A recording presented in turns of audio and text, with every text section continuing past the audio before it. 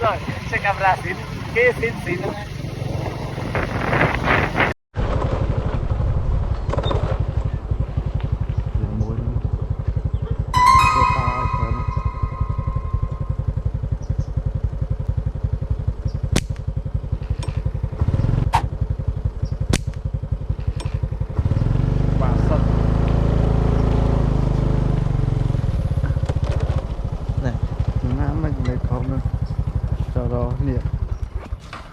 bà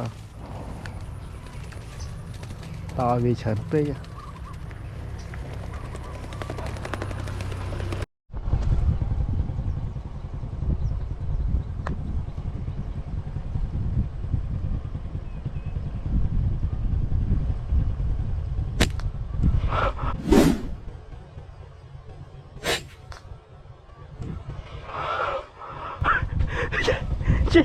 chỗ đấy này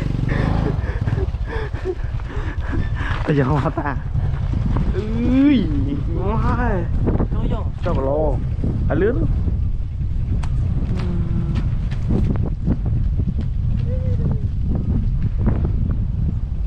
em ạ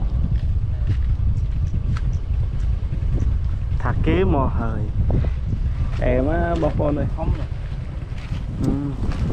mồm đi bắt mặt hả nín ai là tuấn hơn ô khơi nhà tạc khơi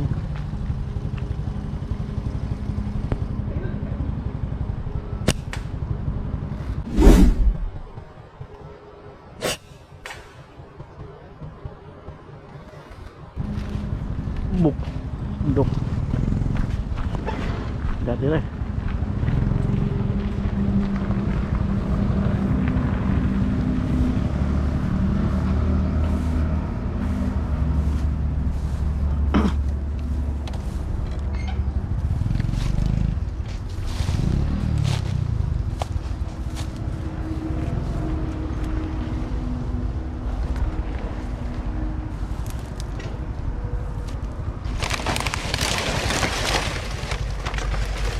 ta đó kênh đẹp ta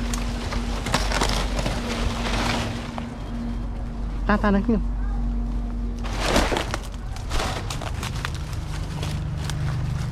thầy nó ăn mà ơi ô thầy chẳng có để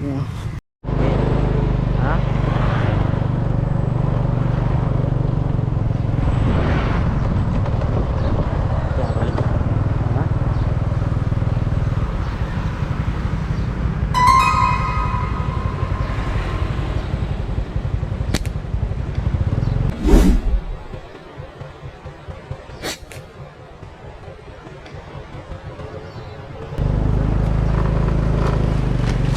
giờ lên nó đi nó mới